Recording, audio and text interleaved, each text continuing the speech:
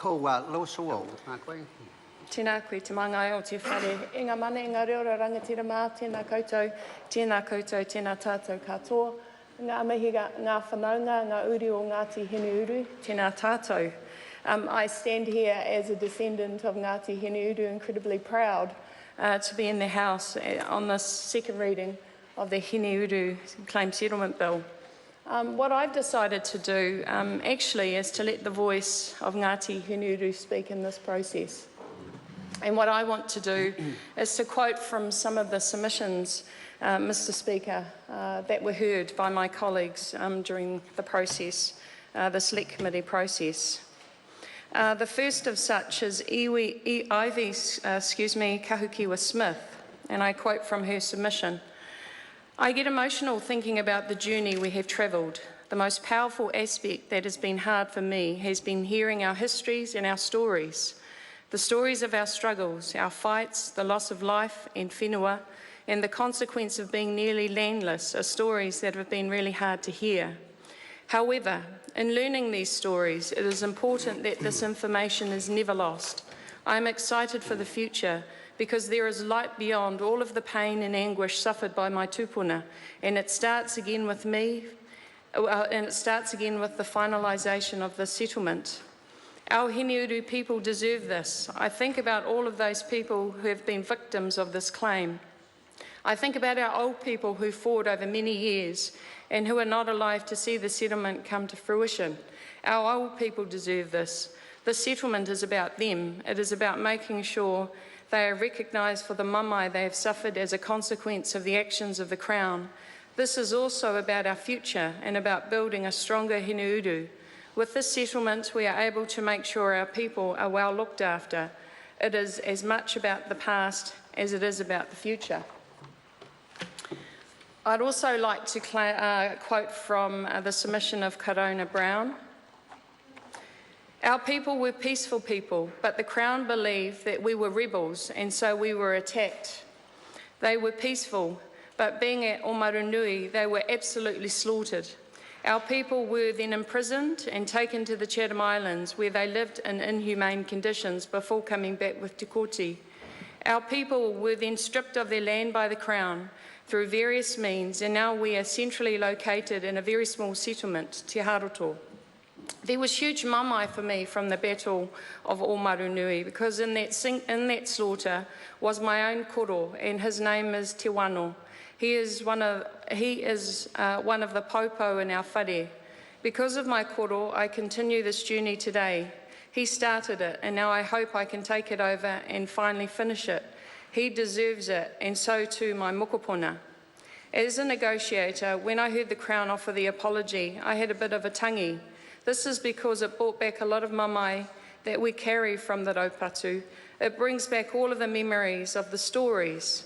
One of the major aspects of the settlement for me is recognition of who we are as a people. We are not a hapu of kahungunu or tuwhareto, but we are an iwi in our own right. This settlement has been about us fighting to rebuild our mana as an iwi. For far too long, we have been subsumed into other iwi. This settlement provides us with another standing to be recognised as an iwi and to stand proud as Hineuru. Toi Tawhai's submission, and I quote, "The reason why I support this bill is because of how proud I am to be Hineuru, how proud I am to have been part of this journey, and how I believe it is an important step in us moving forward as an iwi. Given the effort of all negotiators involved and how long it has taken to come this far, I believe we have got the best settlement we could have in the circumstances. I think that the settlement will make our future brighter and allow us to remedy the grievances that the Crown has inflicted on us in the past. It will enable us to move forward with mana. The Hineuru settlement does not compensate us for all of our grievances, nor does it satisfy every single member of Hineuru. No settlement will ever be sufficient to fix or to right the wrongs of the past or to satisfy everyone.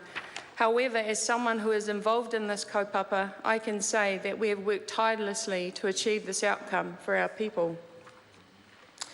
I'd now like to quote from Te Rohia Bridges' submission. For me, this bill is the end of a long, hard journey that my mother began when this kaupapa started decades ago.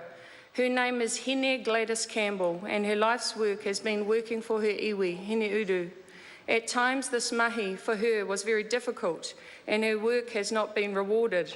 She also did not get to see the benefits that this treaty settlement will bring for the iwi, but I always remember that she never got involved for selfish reasons.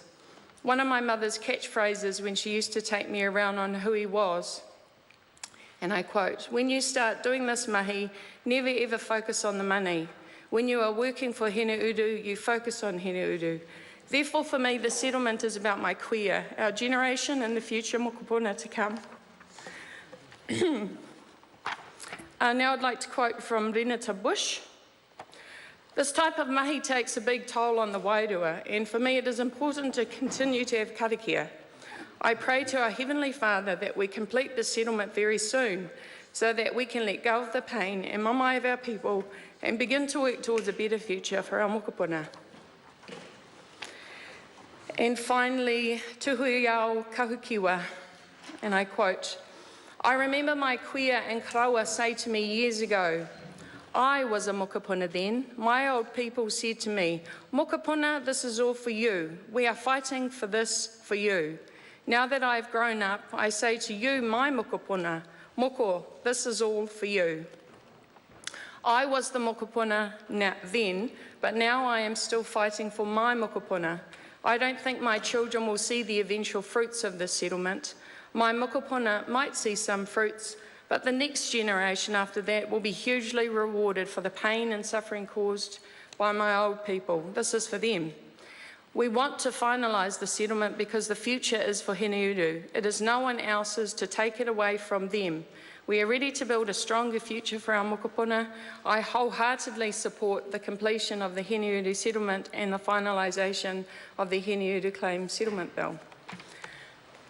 Mr. Speaker, I read these because I think it's important that the voice of Ngāti Hineuru is recorded in Hansard, and because for me, actually it has always been about the power of our people through this truth and reconciliation process to get to a point of settlement that is very much about our aroha for our tūpuna, but it's also about us accepting what's happened to us and actually focusing on the future. Every iwi in Aotearoa have their stories, Hineuru have their own stories, but I think it's incumbent upon us in Parliament to make sure that the voices of the people that we represent, the voices of the people who are involved in the treaty settlement process actually are the most important voice in this House.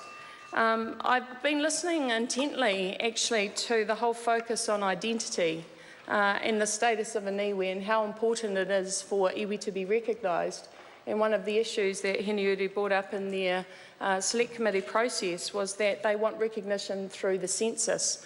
So I guess it's an opportunity to recommend to the Māori Affairs Select Committee that it's an opportunity for you to write to Minister Foss, who's our Minister of Statistics, and jointly with the Minister of Treaty Negotiations to actually create not a precedent but a principle that if iwi are recognised through the treaty settlement process, then they automatically should be included in the next census. And so I actually thank Hineuru for bringing that to the attention of the House, because it is something that we can do, that we can include, possibly not as part of the settlement, but as a principle going forward. And so with my colleagues, I commend this bill to the House, and I'm incredibly proud to be here today to witness the passage of this legislation. Kia ora.